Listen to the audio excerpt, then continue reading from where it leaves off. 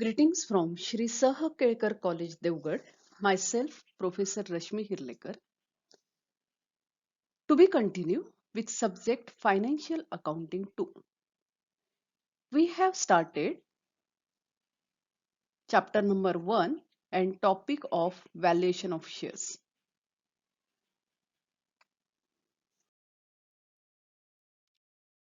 विद्यार्थी मित्रांनो, आपण methods of valuation of equity shares पाहतो. मागच्या लेक्चरमध्ये इंट्रिन्सिक व्हॅल्यू मेथड बघितलं. इंट्रिन्सिक व्हॅल्यू मेथड म्हणजे नेट ॲसेट व्हॅल्यू मेथड किंवा liquidation value method, breakup value किंवा ॲसेट बॅकिंग व्हॅल्यू मेथड असं आपण त्याला म्हणतो. नावावरूनच आपल्याला कळतं की असं गृहीत धरलं जातं की कंपनी आता बंद होणार आहे आणि मग कंपनीकडे नेट ॲसेट किती आहे किंवा asset for equity share holders किती आहे आणि हे कॅल्क्युलेट करण्यासाठी काय करतो तर all assets are at market value less external liabilities. त्यानंतर आपण बघितलं की त्याच्यातनं प्रेफरन्स शेअर कॅपिटल वजा केलं जातं, पण त्याच्या संदर्भातल्या सुद्धा काही नोट बघितल्या की समजा जर प्रेफरन्स शेअर जे आहेत किंवा कोणतेही शेअर्स असतील त्यांना रिपेमेंटच्या संदर्भात कोणतीही प्रायोरिटी नसेल तर प्रेफरन्स शेअर्स आणि इक्विटी शेअर्स जेवढ्या रकमेचे आहेत म्हणजे त्यांचा रेशिओ जो आहे त्या रेशिओमध्ये त्यांना ॲसेटची विभागणी केली जाते. समजा प्रेफरन्स शेअर्सना प्रायोरिटी दिलेली आहे रिपेमेंटच्या बाबतीत तर आधी प्रेफरन्स शेअर कॅपिटल वजा केलं जातं जसं की आपण मग अगोदरच्या प्रोसिजरमध्ये बघितलं होतं आणि मग उरलेलं जे असतं ते ॲसेट इक्विटी शेअर होल्डर्ससाठी असतं. त्याच्यानंतर समजा प्रेफरन्स शेअर्सवाल्यांना डिव्हिडंड पेमेंटच्या संदर्भात प्रायोरिटी असेल तर ॲरियर्स इन डिव्हिडंड जे काही असेल तर ते वजा केलं जातं आणि नंतर नेट ॲसेटमधनं आधी एरियर्स इन डिव्हिडंड वजा केलं जातं. तसंच समजा काहीच सांगितलं नसेल तुम्हाला, प्रॉब्लेममध्ये काही माहितीच दिली नाहीये, मग अशा वेळेला काय केलं जातं तर आधी प्रेफरन्स शेअर कॅपिटल चं पेमेंट केलं जातं आणि नंतर मग इक्विटी शेअर होल्डर्सना दिलं जातं. Work out the value of shares where all shares have same paid up value. आता सर्व शेअर्सची सेम पेड अप व्हॅल्यू असेल तर काय करतात तर अशा वेळेला the amount available to equity share holders divide by number of equity shares. आजच्या लेक्चरमध्ये आपण valuation of equity shares having different paid up amount म्हणजे कॅपिटलची पेड अप अमाऊंट वेगवेगळी असेल तर कशा प्रकारे व्हॅल्युएशन केलं जातं याविषयी चर्चा करणार आहोत. प्रपोज डिव्हिडंड, त्याचे मेरिट्स आणि डिमेरिट्स पाहणार आहोत आणि काही पॉइंट्स टू बी रिमेंबर याविषयी चर्चा करणार आहोत.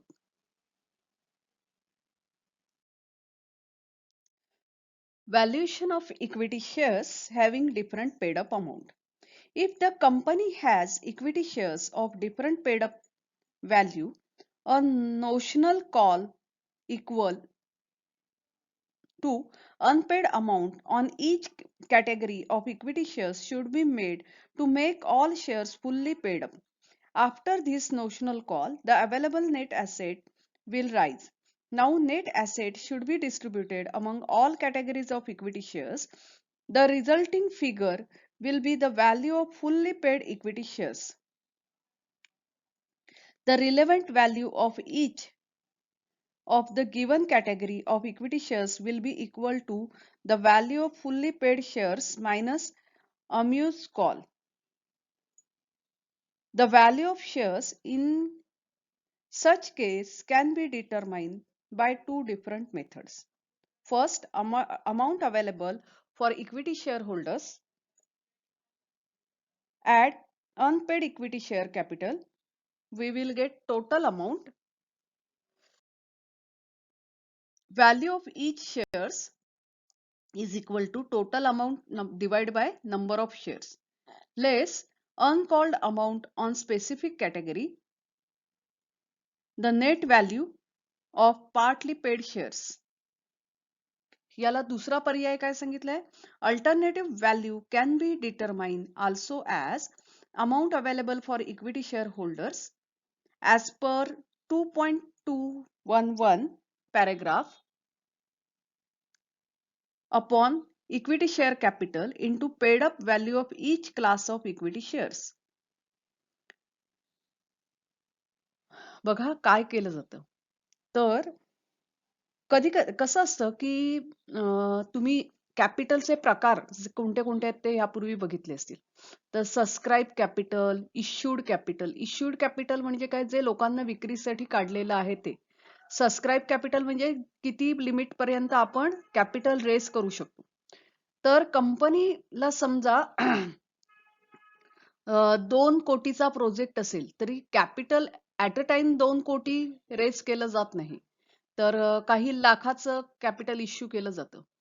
मग त्याचे शेअर्स पूर्ण त्याचं कॅपिटल गोळा झालं की नंतर पुढचं दुसरे पुन्हा काही नवीन शेअर्स इश्यू केले जातात. हे नवीन शेअर्स इश्यू केले जातात तर ते सुद्धा त्याची ऍप्लिकेशन अमाऊंट वेगळी असते, अलॉटमेंट अमाऊंट वेगळी असते, नंतर कॉल केला जातो. समजा कंपनी बंद होत असताना काही शेअर्स असे आहेत जे फुल्ली पेड आहेत आणि काही शेअर्स आहेत पार्टली पेड आहेत. मग अशा वेळेला व्हॅल्युएशन ऑफ इक्विटी शेअर्स कशा प्रकारे केलं जातं ते आपण या 2 स्लाइड्स मध्ये बघितलं. तर असं एक गृहीत धरलं जातं की जे partly paid up share capital वाले जे आहेत त्यांचा आपण नोशनल कॉल केला जातो. नोशनल कॉल केला जातो म्हणजे असं गृहीत धरलं जातं की अरे त्यांचे अनकॉल कॅपिटल जे आहे ते त्याचं कॉल केला, ते पैसे जमा झाले. मग हे जमा झालेले आपण गृहीत धरतो की इतके रुपये त्यांचे जमा झाले. ते जमा झालेले रुपये आपण नेट ऍसेट मध्ये ऍड करतो. त्यामुळे साहजिकच आहे नेट ऍसेट वाढतं. नेट ऍसेट वाढल्यानंतर ही जी टोटल अमाऊंट आहे त्याला नंबर ऑफ शेअर्सने, इक्विटी शेअर्सने डिवाइड करतो. मग आपल्याला व्हॅल्यू पर इक्विटी शेअर म्हणजे एका इक्विटी शेअरची किंमत मिळते. त्याच्यातनं less on call amount of specific category म्हणजे स्पेसिफिक कॅटेगरीचे ऑन कॉल अमाऊंट जी आहे ती वजा करतो. आणि मग आपल्याला net value of partly paid capital मिळतं. पार्टली पेड कॅपिटलची नेट व्हॅल्यू मिळते इथे. ह्याला अल्टरनेटिव्ह मेथड काय सांगितलंय तर आपण जे बघितलं की अरे amount available for equity share holders त्याला इक्विटी शेअर कॅपिटलने डिवाइड करायचं आणि paid up value of each class of shares म्हणजे फुल्ली पेड असेल तर त्याची paid up value, partly paid असेल तर पार्टली पेडची व्हॅल्यू, आणि अशा प्रकारे आपण इच क्लास ऑफ शेअर्सने मल्टिप्लाय केल्यानंतर आपल्याला पार्टली पेड शेअर्सची व्हॅल्यू मिळते. Propose dividend. The treatment depends upon the value to be calculated. If valuation is done after declaration of dividend, it is treated as liability and deducted from realizable value of asset resulting into X dividend price. If the valuation is done before declaration of dividend, proposed dividend is ignored and it is considered as liability resulting into cum dividend value. विद्यार्थी मित्रांनो, इथे propose डिव्हिडंडचं काय करायचं ते दिलंय. Treatment, propose डिव्हिडंडची treatment ही कशावर अवलंबून असते तर the value to be calculated. If valuation is done after declaration of dividend म्हणजे डिव्हिडंड डिक्लेअर केल्यानंतर जर व्हॅल्युएशन करायचं असेल तर it is treated as liability and deducted from realisable value of assets resulting into ex dividend price. आणि if valuation is done before declaration of dividend म्हणजे dividend declare करण्याच्या अगोदर व्हॅल्युएशन केलं असेल तर propose dividend is ignored. It is not considered as liability. डिक्लेरेशनच्या अगोदर जर प्रपोज डिव्हिडंड असेल, व्हॅल्युएशन करत असू इक्विटी शेअर्सचं, तर लायबिलिटी म्हणून त्याचा विचार करायचा नाही. The resulting cum dividend value. आता merits of asset basis. Net asset बेसिसचे फायदे काय आहेत? It is very useful when the firm is being liquidated म्हणजे जेव्हा फर्म बंद करणार असू त्यावेळेला हे मेथड खूप उपयोगी आहे. Second, it can takes into account both types of assets. Third, it creates no difficulty in valuation of different types of equity shares. म्हणजे काय म्हटलंय की नेट ॲसेट मेथड जे आहे takes into account both types of assets आणि net asset method is not difficult in valuation of different types of equity shares. वेगवेगळ्या प्रकारचे equity शेअर्सचं valuation करत असताना हे मेथड सोपं आहे. Demerits: it is difficult to estimate realisable value of asset. Realisable value याचा अर्थ असा की आता ॲसेट विकल्यानंतर येणारी रक्कम ही ह्याचं एस्टिमेशन करणं कठीण आहे. Second, as the company is treated as going concern, there is no possibility of its liquidation in future. म्हणजे गोइंग कन्सर्न म्हणून आपण जर म्हणत असू तर त्या कंपनीचं लिक्विडेशन भविष्यात होणं शक्य नसतं. आणि third one, it is not easy to estimate true value of goodwill. गुडविलची खरी व्हॅल्यू मोजणं हे कठीण आहे.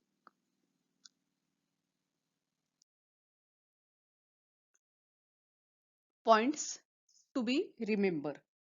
Following points should be kept in mind while deciding the value. First, fixed assets should be revalued at their net realizable value. म्हणजे आपण बघितलं procedure मध्ये assets valued at market value, net realizable value ने त्याचं valuation करायचं. Inventory should be taken at current market price. म्हणजे current market price काय आहे त्यानुसार इन्व्हेंटरीची व्हॅल्यू घ्यायची. Investment should be taken at market price. Fourth, current asset like debtors, bills receivable should be valued at their realisable value. म्हणजे debtors आणि bills receivable जे आहेत त्यांची रिअलायझेबल जी व्हॅल्यू असेल त्यानुसार करंट ॲसेटचं व्हॅल्युएशन करायचं. Fifth, fictitious asset should be eliminated. Fictitious asset असतील तर त्याचा विचार करायचा नाही.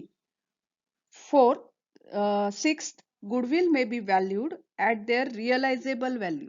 गुडविलची रिअलायझेबल व्हॅल्यू असेल ती विचारात घ्यायची. Seventh, all unrecorded assets and liabilities should be taken into consideration. 8. Non-trading assets should also be considered. And 9. From net asset available to all shareholders, arrears of preference dividend payable, preference share capital should be deducted. काय काय करायचं बघा, इथे म्हटलंय की fix asset market व्हॅल्यूने त्याचं valuation करायचं. Inventory current market price काय त्यानुसार व्हॅल्युएशन करायचं. इन्व्हेस्टमेंट सुद्धा मार्केट व्हॅल्यूला घ्यायची. करंट ॲसेट्स म्हणजे डेटर्स किंवा बिल्स रिसिवेबल असतील त्यांची रिअलायझेबल व्हॅल्यू असेल ती घ्यायची. फिक्शिशियस ॲसेट एलिमिनेट करायचं. गुडविलची रिअलायझेबल व्हॅल्यू घ्यायची. Unrecorded asset liabilities should be taken into consideration. Non trading asset should be considered म्हणजे इन्व्हेस्टमेंट वगैरे असतील तर. आणि पुढे काय म्हटलंय की net asset to all shareholders जे काही उपलब्ध असेल त्याच्यातनं प्रेफरन्स डिव्हिडंड जो पे करायचा राहिलाय तो वजा करायचा. त्याच्यानंतर प्रेफरन्स शेअर कॅपिटल वजा करायचं आणि मग you will get the amount available for equity share holders. Valuation of shares which are fully paid and partly paid. बघा, valuation of shares which are fully paid and partly paid. Calculate net asset available to equity share holders. म्हणजे मगाशी आपण जे बघितलं की valuation of shares करत असताना fully paid असू देत किंवा पार्टली पेड असू देत, नेट ॲसेट कॅल्क्युलेट करायचं available to equity share holders. Add notional call due from different categories of shares. Notional call जो असेल तो ऍड करायचा. Divide the total sum by total number of equity shares. Notional call जो आहे तो add केल्यानंतर जी काही रक्कम येईल त्याला नंबर ऑफ इक्विटी शेअर्सने डिवाइड करायचं of both categories. Resulting figure will be the value of fully paid shares. बघा, परत एकदा सांगते, नेट ॲसेट अवेलेबल जे आहे त्याच्यात नोशनल कॉल ऍड करायचा, त्याला नंबर ऑफ इक्विटी शेअर्सने डिवाइड करायचं. तुम्हाला जी रक्कम मिळेल ती व्हॅल्यू ऑफ फुल्ली पेड शेअर्सची मिळणार. Deduct from the value of fully paid shares uncalled amount on concern partly paid up equity shares. आता partly paid up equity shares जे आहेत त्यांची अनकॉल अमाऊंट आहे ती त्या फुल्ली पेड अप शेअर्स मधनं वजा करायची. The resulting figure is the value of partly paid shares. म्हणजे पार्टली पेड शेअर्सची ती किंमत मिळते. तर विद्यार्थी मित्रांनो, आपण इंट्रिन्सिक व्हॅल्यू मेथड म्हणजे ऍसेट बॅकिंग मेथड म्हणतो त्याला, तसंच नेट ऍसेट मेथड म्हणतो, ब्रेकअप व्हॅल्यू मेथड सुद्धा म्हणतो, कसं कॅल्क्युलेट करतात हे पाहिलं. Now we will discuss about yield value. Yield value is also referred to as market value method. This method is based on assumption that the company is going concern. बघा, net asset value method जे आहे त्याच्यामध्ये असं गृहीत धरलं जातं की company ही बंद होणार आहे, म्हणजे आता क्लोज करायची. पण यील्ड व्हॅल्यू मध्ये it is based on assumption that company is going concern. It will continue its activities year after year. वर्षानुवर्ष याच्या ऍक्टिव्हिटीज सुरू राहणार आहेत. Therefore, the value of shares is based on amount of profit that would be available to equity shareholders for dividend. Company चालू राहणार आहे असं गृहीत धरलं जातं, त्यामुळे त्या शेअर्सची जी व्हॅल्यू आहे ती अमाऊंट ऑफ कशावर अवलंबून असते? Based on amount of profit that would be available to equity share holders for dividend. Dividend साठी उपलब्ध असलेल्या प्रॉफिटच्या किमतीवर त्या शेअर्सची किंमत अवलंबून असते. Procedures. Following 3 steps may be taken to decide the value of equity shares.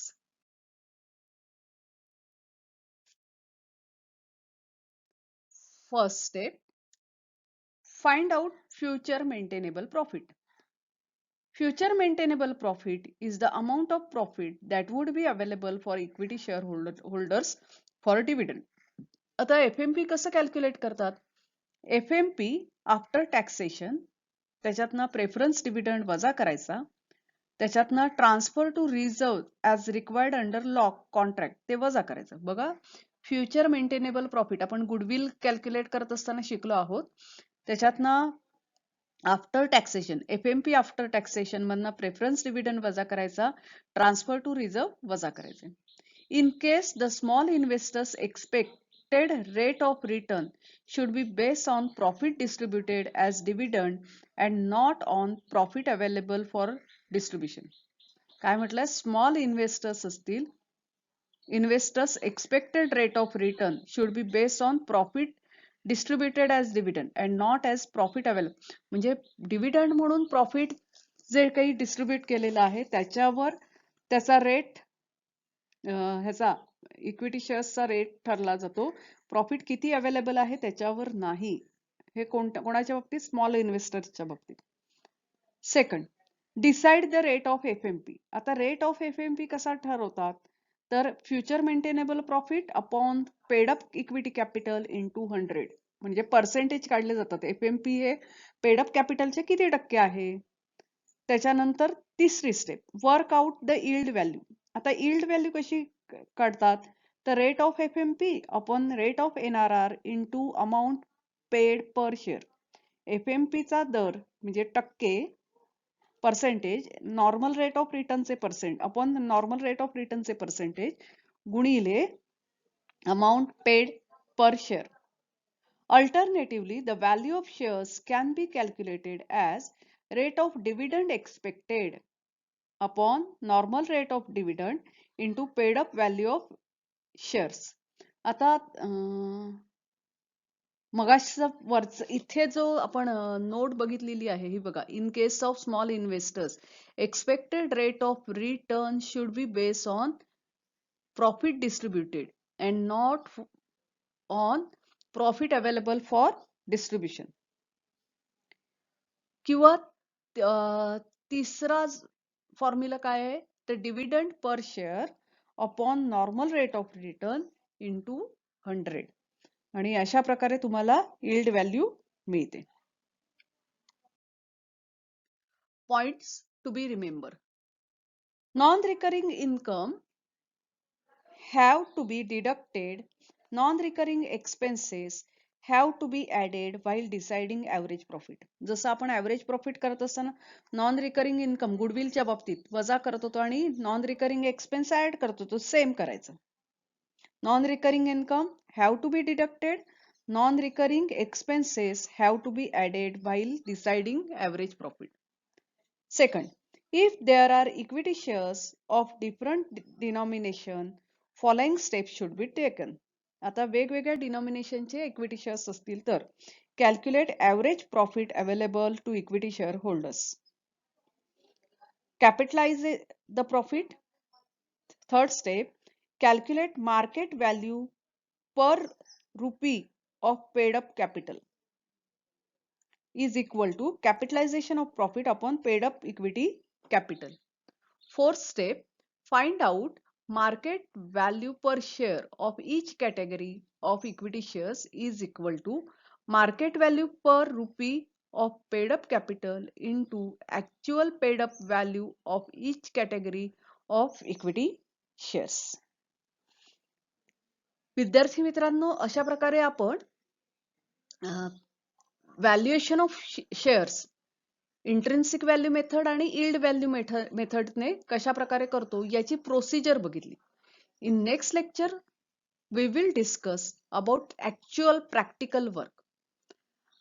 दोन मेथड व्हॅल्युएशन ऑफ इक्विटी शेअर्सचे दिलेले आहेत की इंट्रिन्सिक व्हॅल्यू मेथड आणि इल्ड व्हॅल्यू मेथड. तिसरं जे मेथड आहे ते या दोन्ही मेथड नुसार जी आपण व्हॅल्यू काढतो त्याचा ऍव्हरेज, त्याला फेअर व्हॅल्यू मेथड असं म्हणतात. ते सुद्धा आपण प्रॉब्लेम मध्ये बघूया.